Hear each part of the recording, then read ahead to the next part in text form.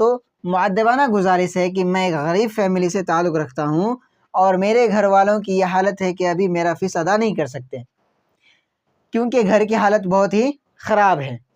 कोई रीज़न आपको बताना है, क्योंकि रीज़न बताएंगे तब उसका समझ में आएगा भाई फ़ीस क्यों माफ़ी करवा रहा है। कोई रीज़न नहीं है, आप फ़ीस माफ़ करवा लेंगे, क्या फ़ायदा?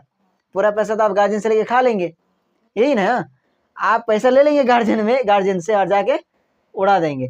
लेकिन आप यहाँ पे कोई रीज़न लगाएंगे तब ना रीज़न का आप फ़ायदा होगा। रीज़न तो देना ज़रूरी है ना।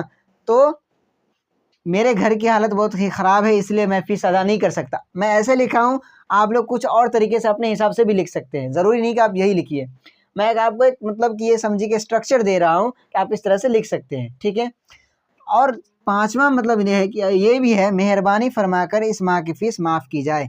मेहरबानी फरमाकर इस माह की फ़ीस माफ़ की जाए। जिस माह का आप फ़ीस माफ़ करवाना चाहते हैं, अगर उस माह का नाम भी लिख दें तो अच्छी बात है, नहीं तो इस माह की